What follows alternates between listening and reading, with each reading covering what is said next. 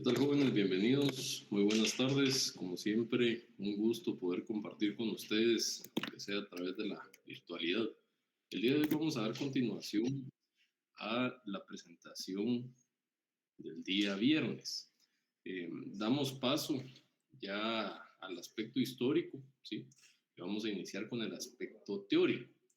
Sin embargo, es importante que ustedes entiendan que los conceptos, características y principios del derecho mercantil, si no son semejantes al derecho civil, ustedes van a poder observar ciertas particularidades que vienen a definir el por qué era necesario diferenciar, como se inició en la antigua Roma, una distinción entre el derecho civil, como un derecho que regula relaciones interpersonales, y el derecho mercantil, que va a regular relaciones comerciales entre particulares, ¿verdad?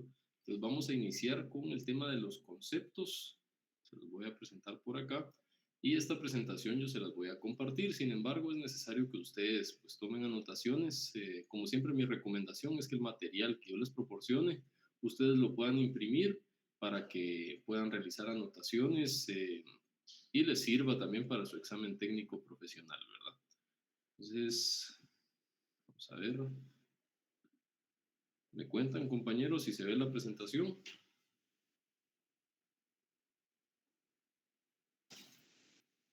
¿Sí se ve la presentación? Sí, Alex, a ver. Perfecto. Entonces, el día de hoy, por cuestiones de tiempo, quizás no nos dé tiempo de finalizar todo el contenido. Sin embargo, en cuestión de temporalidad del programa, estamos bien, ¿verdad? Entonces, si vamos avanzados, pues mucho que mejor. El día de hoy vamos a tener nuestra primera tarea y va a ser lograr encontrar el fundamento legal de ciertos principios que yo les voy a mencionar dentro de su Código Procesal Civil y Mercantil y su Código de Comercio, ¿verdad? Entonces, iniciamos. Vamos a partir con los conceptos del derecho mercantil, ¿sí? Alguien que me pueda decir qué es un concepto, jóvenes, que muchas veces tenemos esa dificultad para diferenciar los términos. ¿Qué es un concepto para ustedes?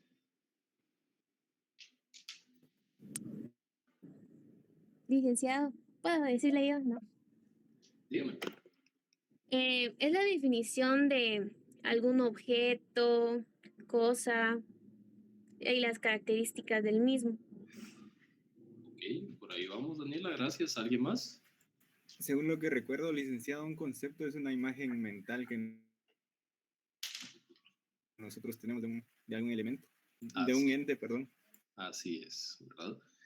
No podemos decir, dígame, Hidalma, perdón. Sí, no, que es la manera de pensar de algo también.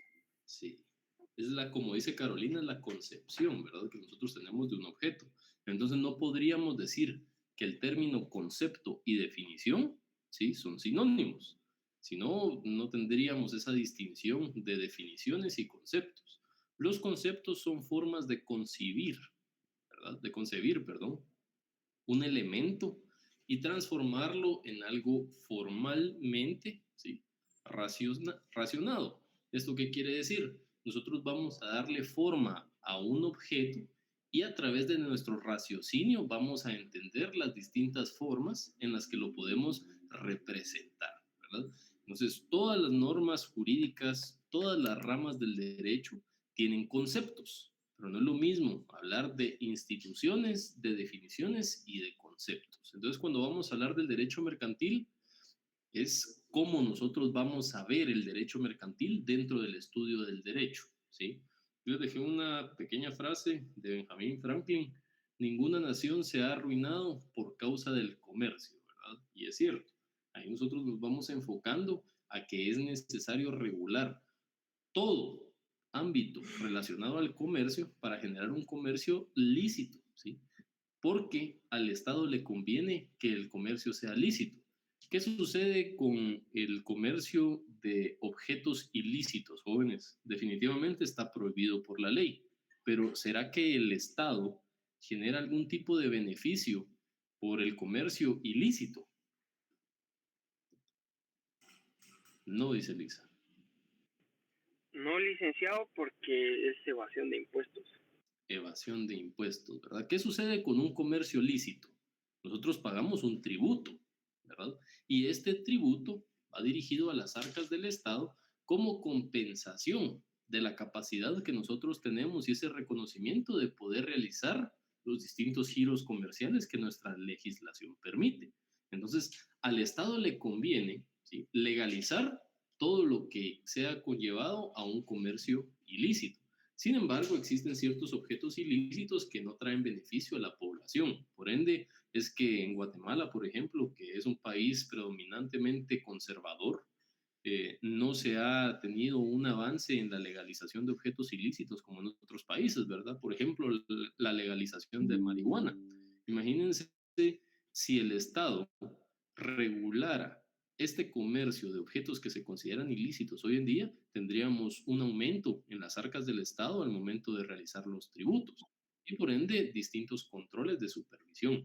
Entonces, estos controles burocráticos, llamémoslo así, dan beneficio, ¿sí?, al Estado cuando el comercio está regulado. Por eso es que Benjamin Franklin nos dice que ninguna nación se ha arruinado por parte del comercio. Al contrario, ¿verdad? Todo comercio bien regulado es beneficioso para el Estado. Entonces iniciamos con los conceptos. Como primer punto tenemos el concepto subjetivo. Siempre que ustedes vayan a definir, ¿sí?, ese es un consejo que les doy, cuando ustedes definan eh, un concepto, deben de distinguir entre los elementos que contiene esta definición, ¿verdad?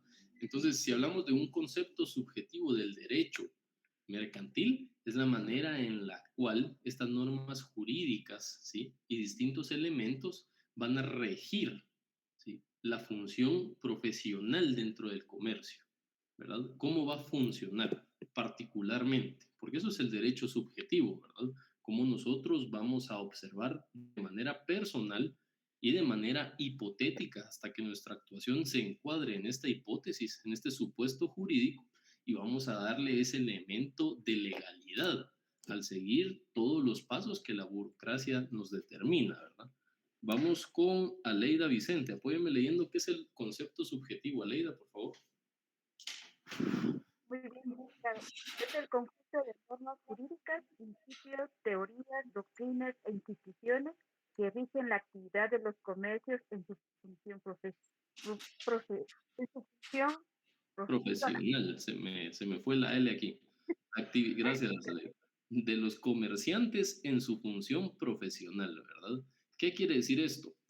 Ustedes han tenido la oportunidad de identificar a una persona en algún instrumento público, en un contrato. ¿Será que la profesión es parte de los elementos de la identificación de personas, jóvenes? Sí. Y ustedes han visto que alguien coloque como profesión comerciante, Sí, ¿verdad? Entonces, ¿qué características tiene un comerciante legalmente constituido en nuestro ordenamiento jurídico? ¿Cuál sería una de las primeras características, jóvenes? Si ustedes de verdad están siguiendo los elementos jurídicos necesarios para ser reconocidos como comerciantes, ¿cuál sería el primer paso? Registrarse como tal, licenciado. ¿En dónde? En la SAT.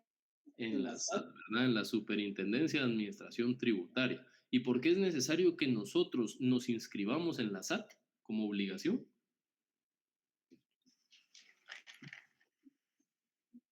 Los impuestos. Para tener la capacidad legal, como dice Sergio Estuardo, ¿de qué? ¿Qué emitimos nosotros como comerciantes? Facturas. Facturas. ¿Y será que según nuestro régimen podríamos deducir impuestos con las facturas a nuestro NIT? Dependiendo del régimen. Dependiendo del régimen, exacto. Entonces vemos que hay ciertos beneficios. Pero aquí venimos a ver cómo el Estado se organiza para generar una obligación, ¿sí?, tácita y al mismo tiempo expresa dentro de una hipótesis, de un supuesto ocasional. Todos nosotros tenemos la obligación de inscribirnos a la SAT, en la SAT, perdón, si vamos a realizar actividades comerciales.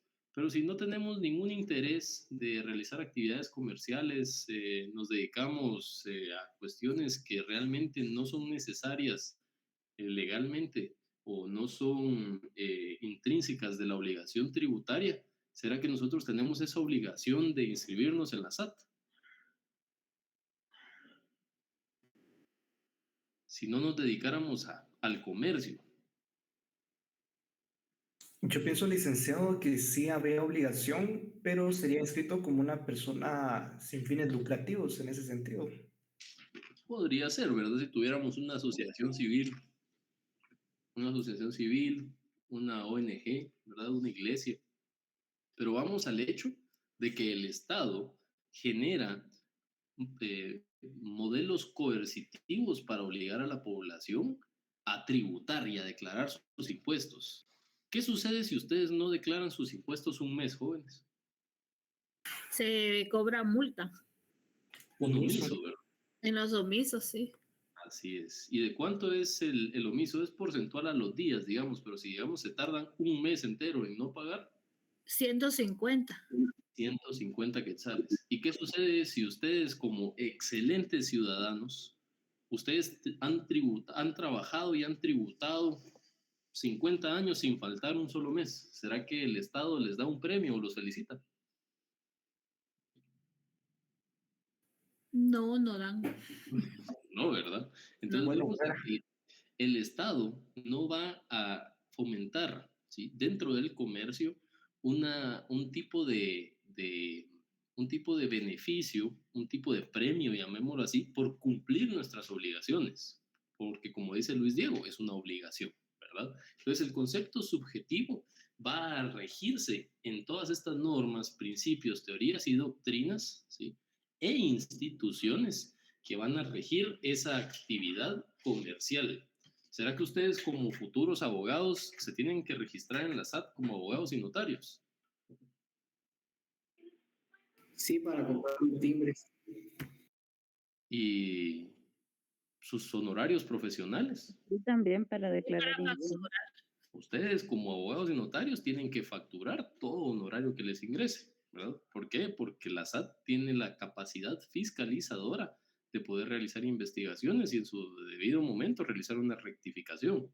Y esas multas tienen moras, intereses y aparte omisos. Entonces es un tema bien delicado el deberle a la SAT. Y si no le pagamos a la SAT, ¿qué sucede, jóvenes? Ya nos multaron, ya tenemos un omiso. Pero ¿qué sucede si no queremos pagar? Se le abre un procedimiento penal. Por evasión, ¿sí? Una inhabilitación, ¿verdad? Ustedes no podrían ni siquiera tener un vehículo a su nombre con una tarjeta de circulación porque tienen omisos. No podrían ser representantes legales de alguna institución, de alguna empresa. Entonces, en ese sentido, existen muchas formas coercitivas y el concepto subjetivo, ¿sí?, del derecho mercantil es ese: regular su actividad comercial de forma personal, ¿verdad? Aunque ustedes digan, mire, no es personal porque yo tengo una sociedad, yo soy socio de la sociedad y esa es una persona jurídica aparte, es cierto, pero estamos hablando de usted como persona, ¿verdad? Usted como individuo, usted como comerciante, como generador de ingresos y como obligado a tributar, ¿verdad? Seguimos. El concepto de los actos en masa. Compañero Barranchina, por favor, apóyame a leer. Concepto de los hechos en masa. Es el conjunto de normas jurídicas, principios, teorías, doctrinas e instituciones que rigen las relaciones que se dan en masa, en grandes cantidades. Disculpen por las faltas de ortografía, pero typeando los documentos. Gracias, Barranchina. Estaba typando los documentos y estoy viendo que se me fueron unas faltas de ortografía, las voy a corregir antes de subírselas. Entonces vemos que la diferencia de este concepto es regular, ¿sí? No solo el ámbito personal como el derecho subjetivo, sino que las relaciones que se dan en masa, de grandes cantidades, ¿verdad? Nosotros vamos a proveer un producto, cuando estamos distribuyéndole al consumidor, cuando nosotros estamos realizando operaciones que van a constituir en en productos o servicios que se van a brindar a varias personas. Entonces esas regulaciones también van a ir intrínsecas dentro del concepto del derecho mercantil, ¿verdad, jóvenes? El derecho mercantil como derecho de empresa, ¿verdad? Que esa es una base fundamental del derecho mercantil y vamos a analizar los tipos de empresa, los tipos de personas jurídicas, ¿verdad? Los tipos de comercio a través de personas individuales, los tipos de sociedades. Entonces, todo el derecho mercantil, todo lo que va a constituir el derecho mercantil como el derecho de empresa, va a regular la actividad comercial de las personas jurídicas. Diana Lorenti, apóyame leyendo, por favor.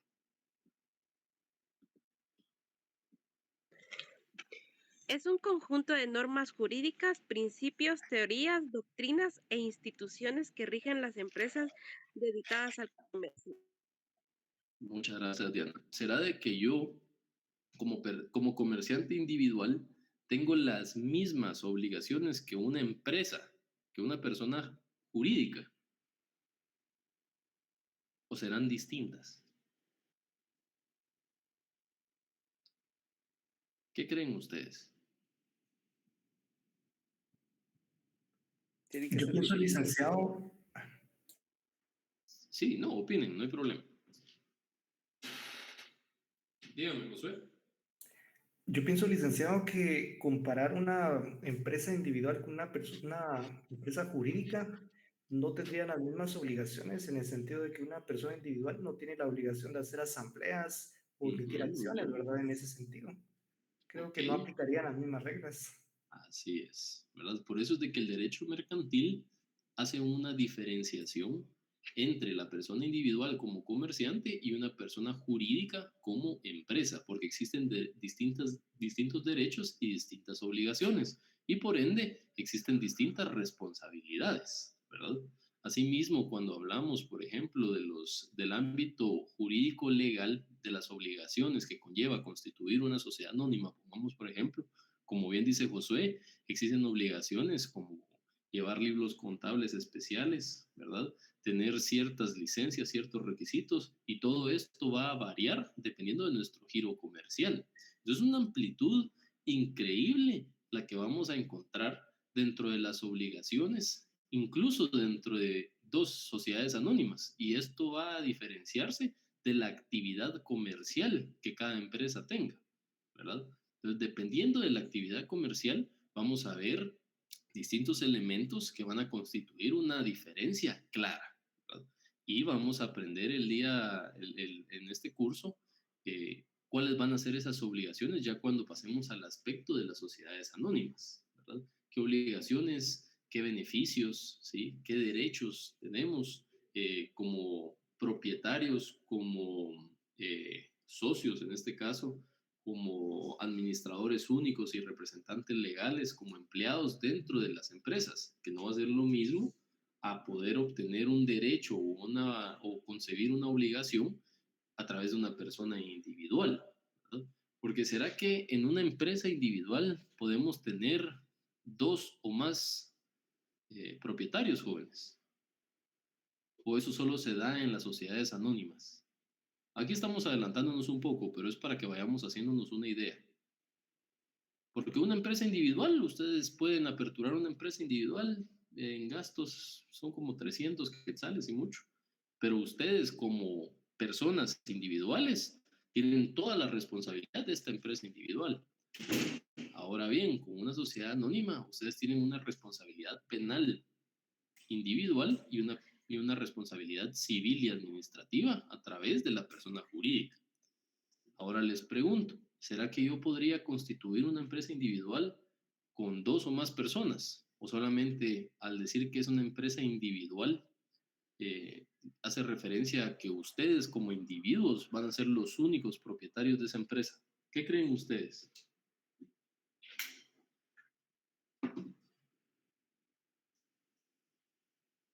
Aquí no hay opiniones malas, jóvenes. Es para que empecemos a adentrarnos un poco más al tema práctico, para que no se aburran de tanta teoría también.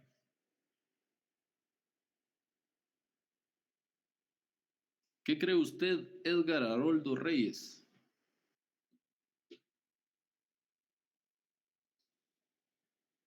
Está por ahí, Edgar. No funciona, dice. Ok. ¿Qué cree usted, Edgar? Escríbanos por ahí.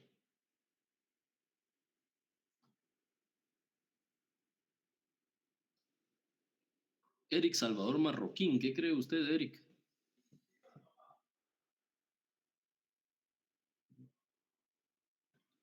Eric Salvador Marroquín, ¿está por ahí? Sí, licenciado, ¿me puede repetir la pregunta nuevamente? ¿Cree usted que es posible constituir una empresa individual con 2 o más personas? Pues a mi pensar, por el mismo nombre de la palabra individual, pienso que no. Ok. Esa es mi forma de pensar. Ok, pues está bien, ¿verdad? ¿Alguien que piense lo contrario, jóvenes? Muy bien. Edgar, ¿qué piensa usted, Edgar? Es importante que escuchemos los comentarios porque si nos adentramos en este tipo de temas, a usted no se les va a olvidar, ni siquiera para los exámenes como para su desempeño profesional. Bueno, vean. Piensa que no, dice, ok. Ustedes, como persona individual y como propietarios, ¿sí?, de una empresa individual, ustedes pueden adquirir o brindar, ¿sí?, servicios, productos en copropiedad, ¿verdad? Pero, ¿qué quiere decir esto? Una empresa individual en copropiedad no es como una sociedad anónima, ¿sí? ¿Esto qué quiere decir? Si tenemos una responsabilidad compartida, tanto responsabilidad civil, administrativa, como responsabilidad penal. Entonces, sí podemos hacer una empresa individual con 2 o más propietarios. A eso se le llama empresa individual en copropiedad. Y esa es pregunta de privado. ¿Ok? Seguimos. El derecho mercantil de los actos realizados por las empresas. Todos los conceptos inician, si se dan cuenta, y parece un poco repetitivo, pero realmente así es como se explica, es el conjunto de normas jurídicas, principios, teorías, doctrinas e instituciones que van a regir un tráfico masivo que se desarrolla por el medio de organizaciones empresariales, ¿verdad? Hablemos, por ejemplo, de una empresa que tenga un outsourcing, ¿sí?, que tenga empresas en otros países, una empresa extranjera que esté radicada aquí, hablemos de las sucursales, por ejemplo. Entonces, ¿cómo el derecho mercantil no solo va a regir las relaciones internas, sino el tráfico masivo, ¿sí?, de proveer un servicio o un producto que se va a desarrollar por organizaciones empresariales, ¿verdad? Hablemos de organizaciones empresariales como el conjunto de empresas que tienen un giro comercial en particular y se unen, ¿sí? Se organizan para poder buscar un objetivo en común. Es un tema similar a las asociaciones, ¿verdad? Y avanzamos al tema de la definición. Ahora sí, aquí tenemos una definición bastante completa que tiene distintos elementos y esta definición cumple con todos los requisitos indispensables para poder definir qué es el derecho mercantil. Stephanie Alejandra, apóyeme leyendo, Stephanie, la definición que tenemos aquí de derecho mercantil.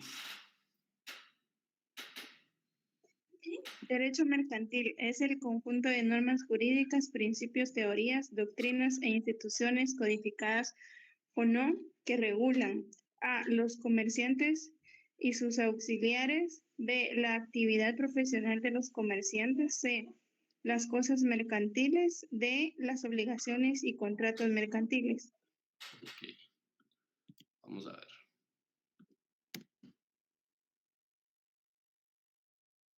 Eric Eduardo López, ¿cuál es el primer aspecto que va a regular el derecho mercantil? Lo acaba de leer la compañera Eric. Está por ahí Eric Eduardo López. Bueno, no está. Vamos a proceder a retirarlo. Erika Fabiola Girón.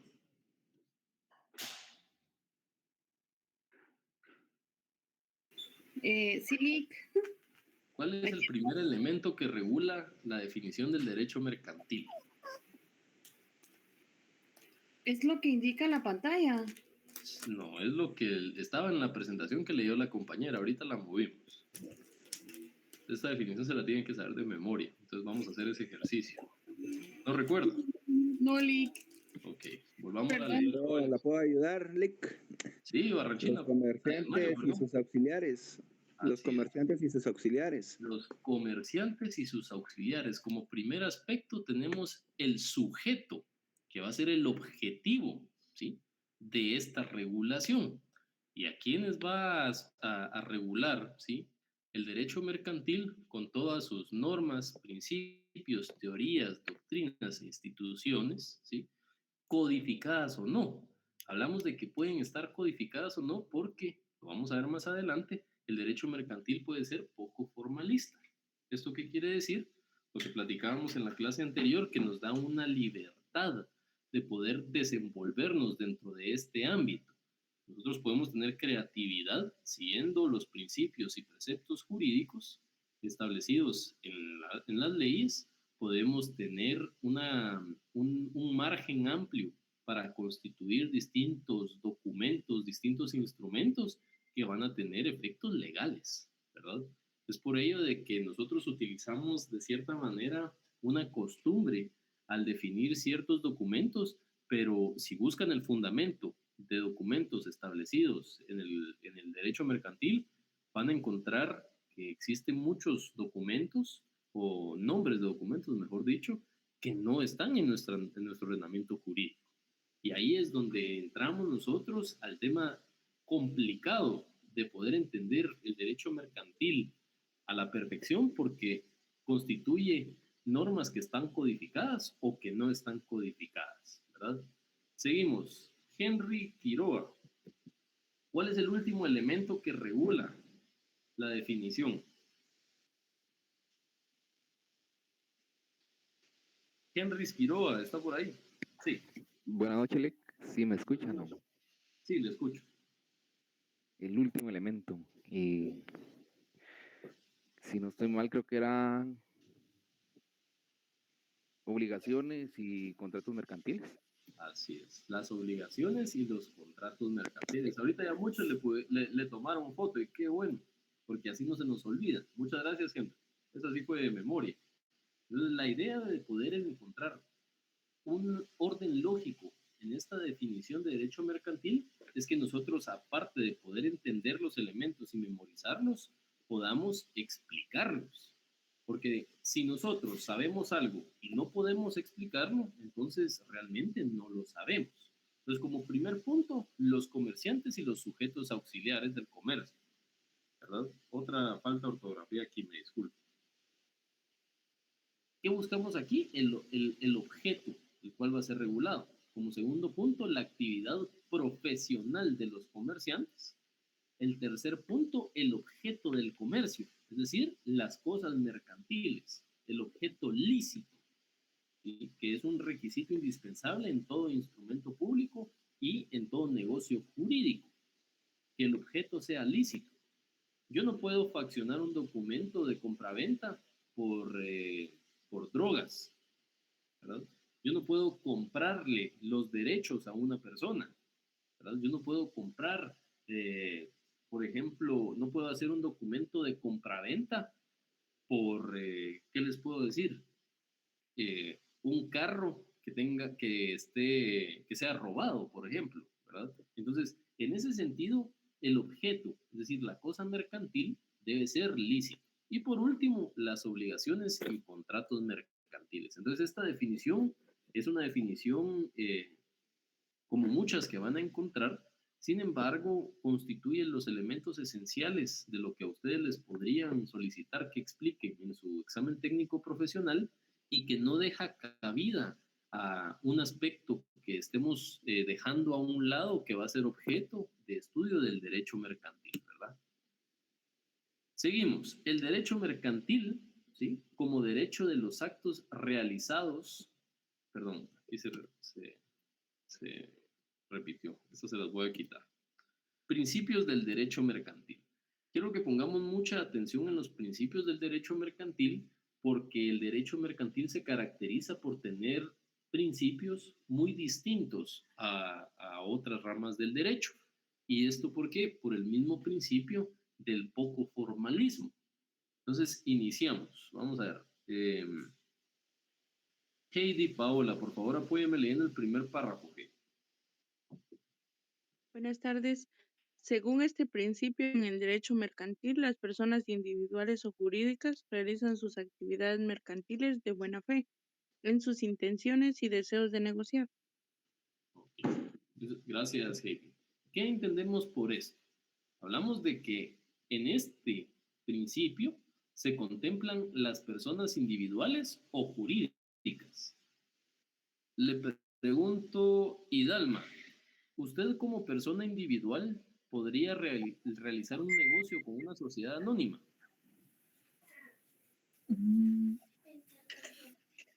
Pienso que sí, o sea, lo individual es para, bueno, yo sí tengo, por ejemplo, yo estoy inscrita como pequeño contribuyente, digamos, ¿no? Muy bien. Porque yo estuve facturando y, bueno, pero como es personal, sí, pienso que sí podría hacerlo. Ok. Les pongo un ejemplo claro. Un supermercado, hablemos de la Torre, de Pais, de Walmart, ¿es una persona individual o es una persona jurídica? Es jurídica. Jurídica. Y cuando ustedes compran algo en estos supermercados, ¿qué obtienen a cambio, aparte del producto? La factura, Una factura. a nombre de la persona que uno pide la factura. Pues. Que de hecho, legalmente ustedes deberían de facturar a nombre, o al NIP, mejor dicho, de donde proviene el dinero que ustedes están entregando. Entonces, para simplificar el ejemplo, ustedes obtienen un producto de una sociedad anónima como personas individuales y a cambio otorgan un pago, ¿sí? Por ende, tienen un comprobante de ese pago, que es la factura, ¿ok? Entonces ahí vemos exactamente una relación comercial entre ustedes como persona individual y un supermercado como persona jurídica, ¿verdad? Entonces, esta buena fe, a lo que hace referencia en este primer párrafo, hace ya por sabido de que ustedes en sus actividades mercantiles y esta sociedad anónima en sus actividades mercantiles tienen deseos, ¿sí?, de negociar. Es decir, que en el comercio no se puede obligar a alguien a negociar. Como que Walmart le diga, miren, la estamos obligando a que usted compre estos productos, ¿verdad? No podrían hacer al comercio una relación comercial si no existe una intención, un deseo de negociar, es decir, no existe la voluntad, ¿verdad? César, dígame. Buenas noches, licenciado. Disculpe. Fíjese que estos elementos, que, por ejemplo, este principio de buena fe me recuerda mucho al artículo 1251 del Código Civil. Esto tiene relación porque también menciona el objeto lícito y la voluntad de las partes para llevar a cabo un negocio jurídico, en este caso tal vez una negociación. Sí, así es, ¿verdad? ¿Por qué? Porque un negocio jurídico, como se contempla en el derecho civil, conlleva también el pago, ¿verdad?, de una prestación que va a ser a cambio de obtener un beneficio, un servicio, un bien, ¿verdad? Y esta voluntad plasmada, como bien dice César, está contemplada en nuestra legislación como requisito indispensable que un negocio jurídico obtenga todos los requisitos de validez y que puedan hacer a la vida jurídica. Entonces vemos elementos y vemos el por qué fue necesario diferenciar el derecho civil del derecho mercantil. ¿Por qué? Porque vamos a regular aspectos, si bien es cierto, similares por la misma característica de ser interpersonal, ya sea entre personas individuales y personas jurídicas, entre personas individuales y entre personas jurídicas, ¿verdad? Entonces vemos elementos similares, sin embargo, tienen un objeto distinto. ¿Por qué? Porque en el derecho civil, por ejemplo, si nosotros hablamos de una donación, si yo deseo donarles a ustedes un bien inmueble, yo obtengo algo a cambio en este instrumento, en este negocio jurídico. Si yo les dono,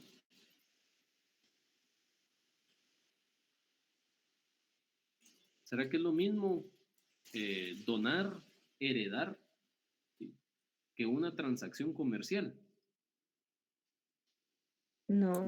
No. Podríamos decir que No, es le, igual porque no existe un beneficio bilateral, ¿verdad? Dígame, Barranchina, perdón, no es lo mismo. No hay un intercambio.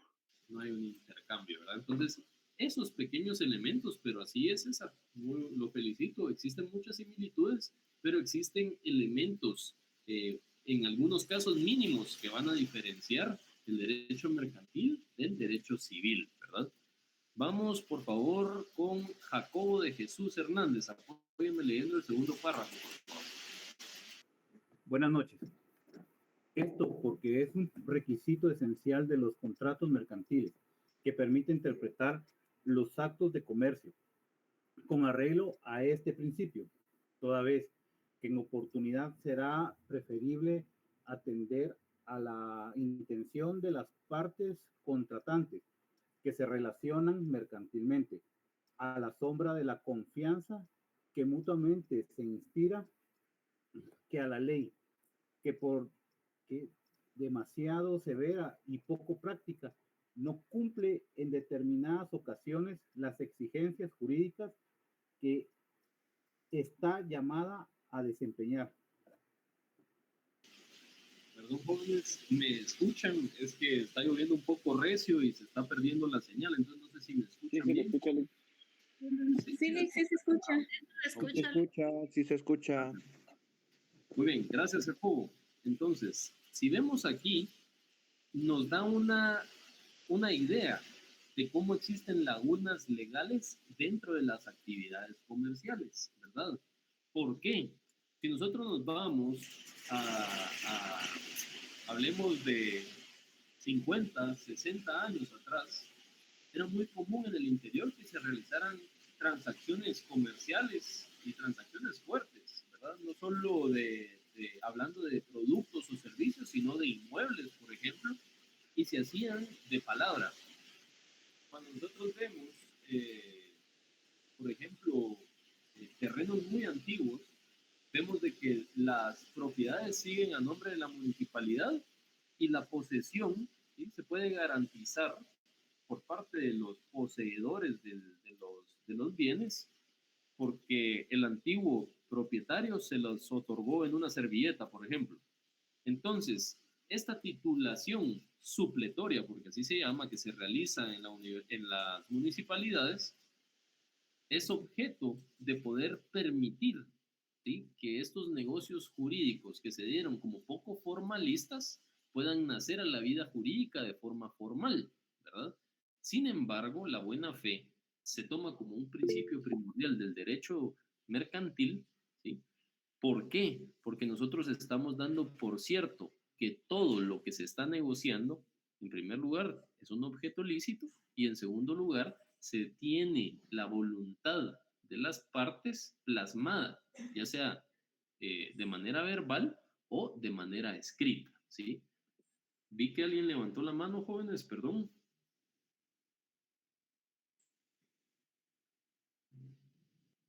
Ok. Perdón, vamos a ver. Sí, Dígame.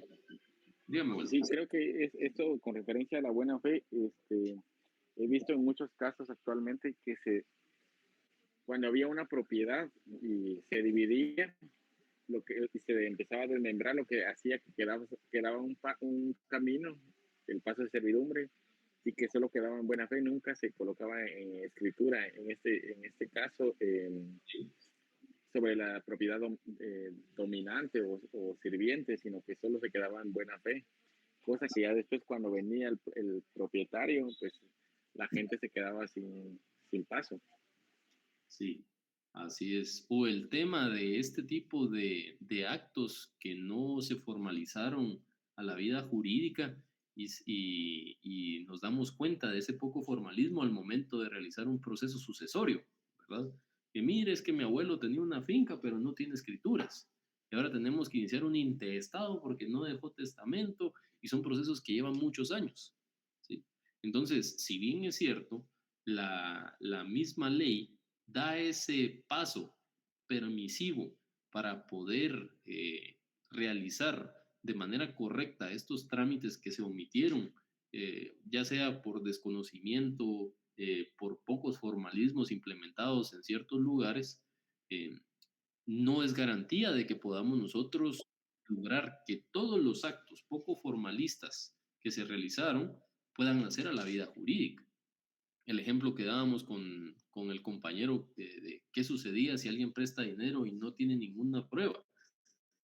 Existen ciertas formas y ahí viene la astucia de nosotros como abogados y notarios de poder buscar y utilizar esas lagunas de ley a favor de nuestros intereses o mejor dicho, de nuestros clientes. Pero la buena fe como tal no es no asegura que estos elementos que se conllevaron y se llevaron a cabo poco formalistas vayan a nacer a la vida jurídica, ¿verdad? Pero es un principio esencial dentro del derecho mercantil. La verdad sabida. Vamos por favor con Josué Isaac. Apóyeme leyendo, Josué Isaac. Muy bien. Siendo el comercio una manifestación de la actividad humana, claro es que la verdad sabida unida con la buena fe de las partes que se relacionan para negociar con los productos o la prestación de servicios que la industria del hombre proporciona ha de observarse rigurosamente, ya que sería muy difícil el progreso comercial si los comerciantes no conocieran sus derechos y obligaciones en los negocios mercantiles que realizan. Muy bien, muchas gracias. Realmente, no solo en el derecho mercantil, sino que hablando de un margen legal amplio en nuestro ordenamiento jurídico, nosotros enfrentamos un problema, ¿verdad? Que es la poca educación legal que la población posee referente a este tipo de actividades comerciales. Nosotros somos un país que se caracteriza por tener una alta producción de actividades agropecuarias y usualmente no se extienden facturas, no se extienden recibos, ¿verdad? No existe una forma de controlar esa tributación y esos ingresos. Es por eso que en el interior en muchas ocasiones se maneja mucho efectivo, ¿verdad? No necesariamente porque realicen actos ilícitos que no puedan demostrarse al momento de ingresar o bancarizar las cantidades monetarias, sino de que se utilizan principios de costumbre y la verdad sabida como tal, ¿sí? Viene de la mano con la buena fe de las partes, ¿verdad? ¿Por qué? Porque necesitamos que las personas den por hecho, ya saben los requisitos del derecho mercantil. Como bien encontramos en nuestra ley del organismo judicial, nadie puede alegar ignorancia ante la ley. Entonces, la verdad sabida se hace referencia también a que las partes conocen sus derechos y sus obligaciones, ¿verdad? Y estas deben de observarse, ¿sí? Rigurosamente. Cuando hablamos de la observancia de la ley, ¿de qué hablamos, jóvenes? La palabra observancia en términos jurídicos tiene otro significado. Cuando decimos que una ley se debe de observar. Cumplir. Cumplimiento. Un cumplimiento, ¿verdad? Un cumplimiento obligatorio. Eso significa la observancia de la ley. Entonces, este cumplimiento debe de ser riguroso, ¿verdad? Y el progreso comercial, según lo que nosotros estudiamos en la doctrina del derecho mercantil, no va a desarrollarse correctamente si las personas, los individuos que van a ser sujetos del derecho mercantil no conocen sus obligaciones ni sus derechos, ¿verdad?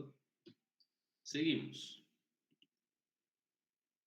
Toda prestación se presume onerosa, perdón. Karin Yesenia López, apoye.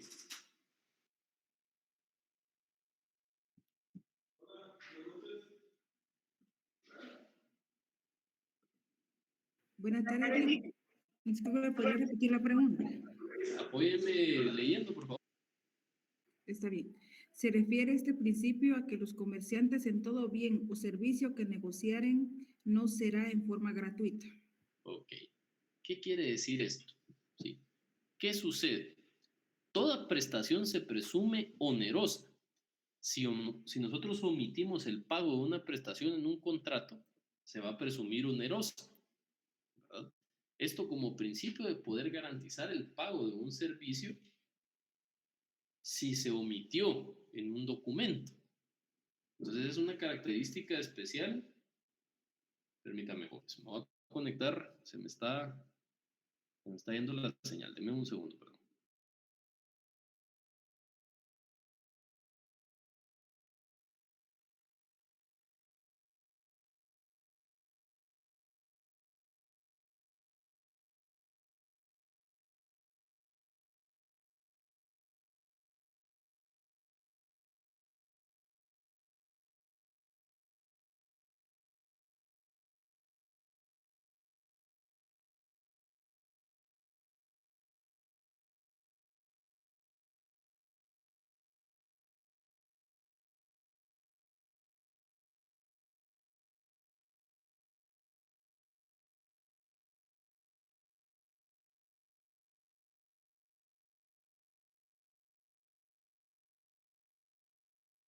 Jóvenes, disculpen, ¿me escuchan bien ahí? Sí, licenciado. Sí, se escucha. Perfecto, disculpen la interrupción. Entonces, estamos hablando de que uno de los principios básicos del derecho mercantil es que toda prestación se va a presumir onerosa porque ese es el principio, el objeto del cual radica la actividad comercial. Si yo no espero obtener... Sí se escucha. Gracias, Barranchita. Si yo no espero obtener un beneficio a cambio, ¿sí? No podríamos hablar de que estamos desarrollando una actividad comercial. Siempre va a haber un beneficio unilateral dentro de una actividad comercial. Les pregunto, ¿un pagaré podría ser una actividad comercial, jóvenes? Primero, perdón, ¿qué es un pagaré? Alguien que me diga. Un título de crédito. Muy bien. ¿Y qué es lo que garantiza este pagaré? El pago de la obligación. El pago de una deuda, ¿verdad? Entonces, ¿Una letra de cambio o...? Una letra de cambio, sí. ¿Será que un pagaré podría considerarse, sí, un instrumento del derecho mercantil?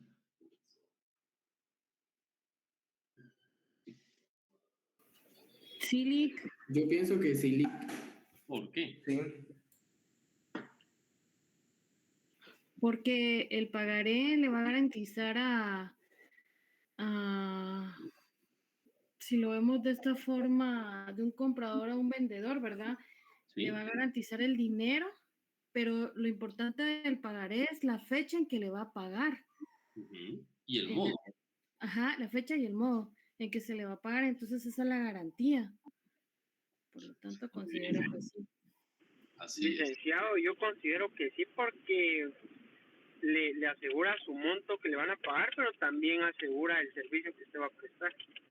Totalmente. ¿Y será que yo podría plasmar intereses dentro del pagaré? Sí. Si ambas partes están de acuerdo, sí. Definitivamente, la voluntad siempre tiene que ser intrínseca de todo documento que nosotros vayamos a accionar dentro del derecho mercantil. Pero así es, ¿verdad? Sí se considera un instrumento del derecho mercantil, un título de crédito que lo vamos a desarrollar más adelante. Entonces, toda prestación se presume onerosa. ¿Por qué? Porque vamos a esperar un beneficio a cambio. Pero, si hablamos de títulos de crédito, por ejemplo, ¿será que se van a ser, si hablamos de la judicialización de estos instrumentos, ¿verdad? No hubo un pago, yo deseo ejecutar, porque así se llama, ese es el término, de poder hacer valer ese derecho. Voy a ejecutar ese título de crédito ante un órgano jurisdiccional. ¿Ante qué tipo de juzgado? ¿Ante qué rama de todas las ramas que nosotros encontramos dentro de nuestro ordenamiento jurídico relativo a la función jurisdiccional? ¿A qué rama creen ustedes que va a ser dirigida la ejecución de un pagaré?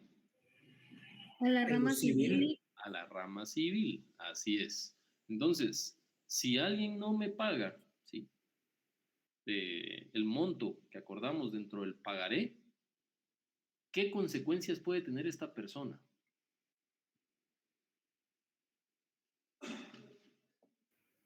Se iniciaría un juicio en la vía ejecutiva, Ali, para recuperar el monto de la cantidad que se dio. ¿Qué consecuencias tendría esta persona si no me paga? Se le pueden embargar sus bienes para garantizar el pago de la deuda. Muy bien. ¿Qué más?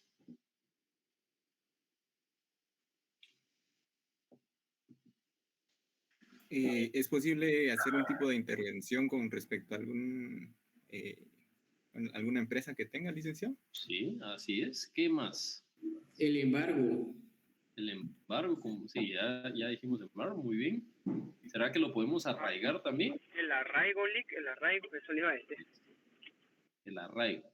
Pero ¿será que hay prisión? No hay prisión por deuda. No hay prisión por deuda. Entonces, consejos, ¿sí? Ya sea como profesionales o como personas individuales, cuando presten dinero.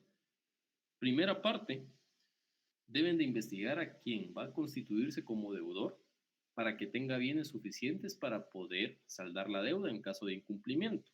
Segunda parte, ustedes como buenos abogados y como conocedores de la ley, ustedes pueden lograr que exista deuda, que exista cárcel por deuda, de una única forma.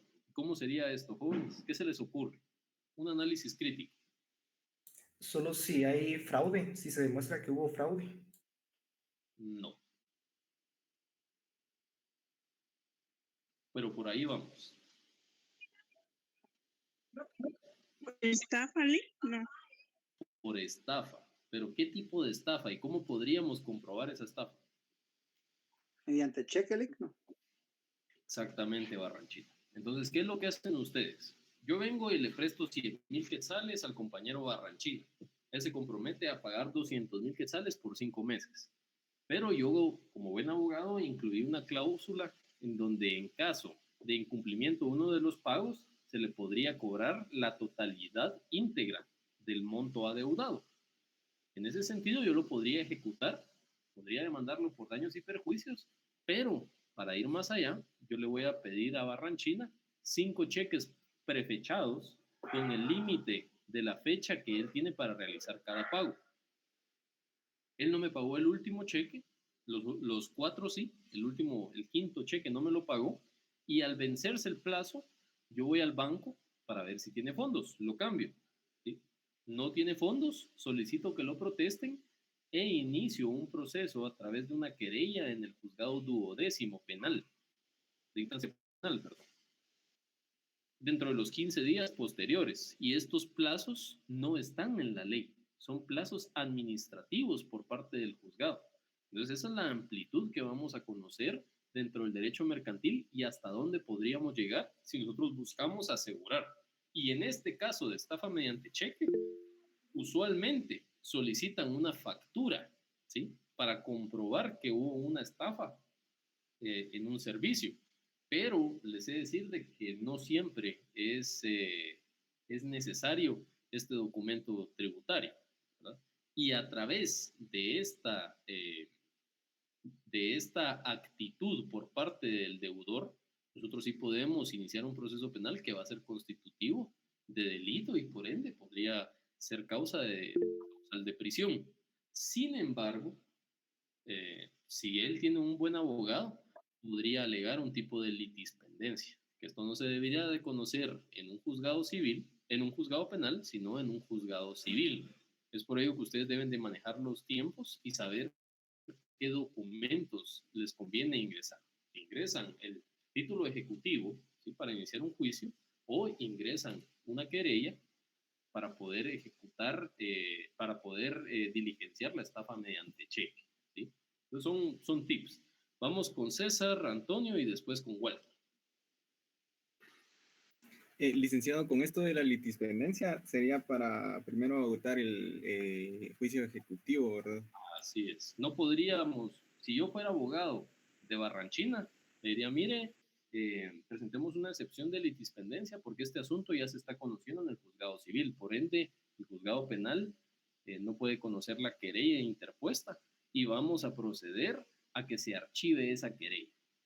Entonces, ahí depende, por eso el tema del litigio es muy interesante, pero también es muy exigente de que nosotros conozcamos tanto tiempos como fundamentos, procedimientos, recursos, etc. Walter, dígame. Licenciado, tengo una duda. ¿Qué pasa si la persona llama al banco y cancela el cheque y no se logra, bueno, la persona que va al banco no logra protestar? Ok, vamos a ver. Alguien que me busque el fundamento del alzamiento de bienes.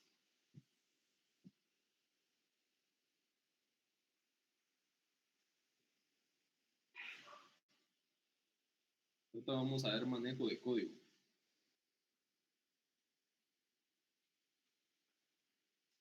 Alzamiento de bienes.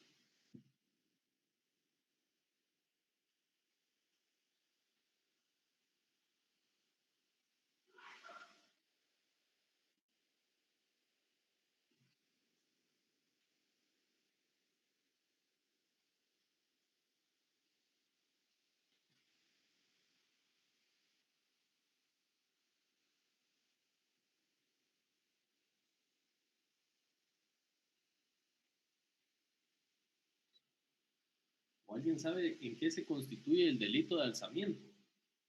Ya lo encontré, licenciado. Muy bien, léamelo, por favor, José. Dice, quien de propósito y para sustraerse al pago de sus obligaciones se alzare con sus bienes, lo enajenare, gravare u ocultare, simulare crédito o enajenaciones sin dejar persona que los represente o bienes suficientes para responder al pago de sus deudas, será sancionado con prisión de 2 a 6 años y multa de 200 a 3,000 quetzales. ¿Será aquí que...? hace un... Perdón. No, diga. Si el comerciante fuere comerciante, si el responsable fuere comerciante, perdón, se le sancionará además con inhabilitación especial por el doble del tiempo de la condena. Excelente, muchas gracias. ¿Será de que este ejemplo, que buen ejemplo, Walter, gracias, Walter nos está dando, podría ser constitutivo del delito de alzamiento?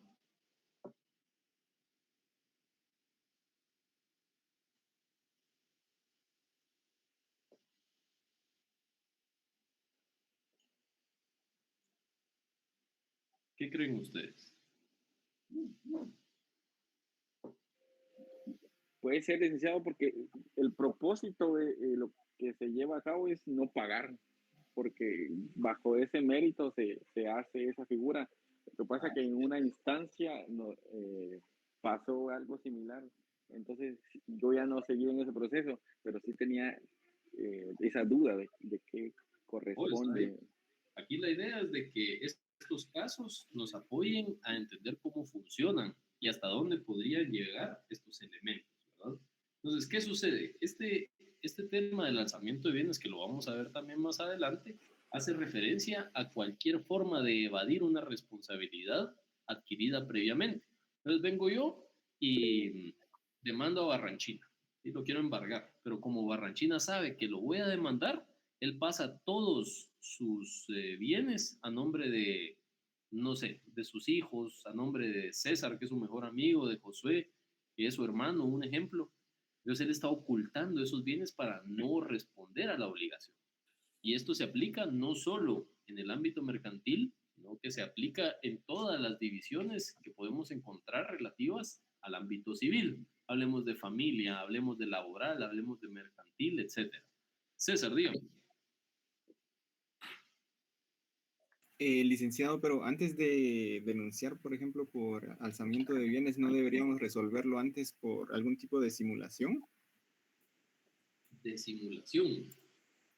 Sí, en el Código Civil indica de la simulación tiene lugar cuando se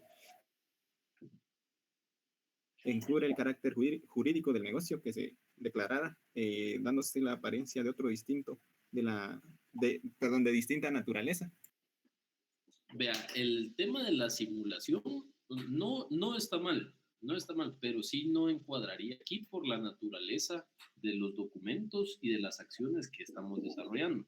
Pero el tema de la simulación podría encuadrarse al momento de que nosotros estemos buscando tergiversar el objeto, ¿sí?, que dio nacimiento a la obligación. Es decir, que Barranchina imprima una hoja adicional, un ejemplo, al pagaré, y que incluya sus propias cláusulas. Entonces, ahí es donde nosotros debemos de hacer saber a nuestros clientes que es necesario foliar, ¿sí?, e identificar en una legalización de firmas el contenido de los documentos. Porque imagínense que solo firmamos, solo así, pero eran 2 hojas impresas solo en el anverso, pero Barranchina le dio seguimiento a las cláusulas en el reverso y dice, no, mira, aquí las cláusulas me eximen de responsabilidad por esto, esto y esto y esto. Ahí sí encuadraría una simulación, ¿verdad? Estamos tergiversando la naturaleza del negocio jurídico y por ende la forma en la que vamos a cumplir las obligaciones o los derechos adquiridos dentro de este negocio jurídico. Ok, seguimos. Intención de lucro. Vamos con Edwin Suárez, por favor.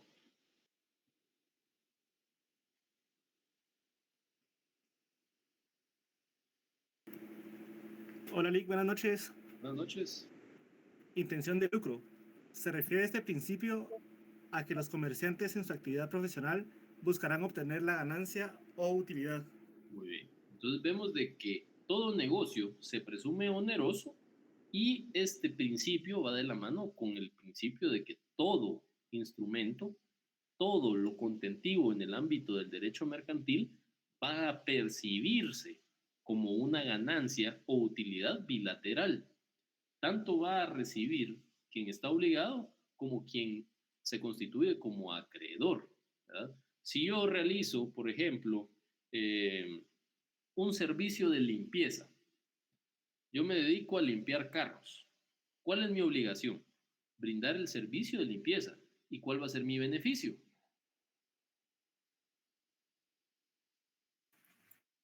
¿Un pago en efectivo? Un pago, ¿verdad? De percibir un pago, ya sea en efectivo o como lo deseemos realizar en la vía legal, ¿verdad? Voy a recibir un pago. Y la persona que va a estar obligada a pagarme va a adquirir el beneficio del servicio. Entonces, siempre va a existir una intención de lucro dentro de nuestras actividades comerciales. ¿Ok? Seguimos.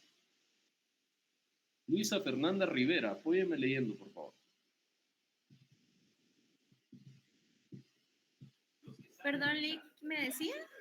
Apóyeme leyendo la presentación, Luisa. Ante la duda deben favorecerse las soluciones que hagan más segura la circulación. Según este principio, los comerciantes en su actividad y por ser el derecho mercantil poco formalista, deben a través de la buena fe y verdad sabida posibilitar el tráfico mercantil en forma segura. Ok. Sencillo. ¿Qué entendemos por esto?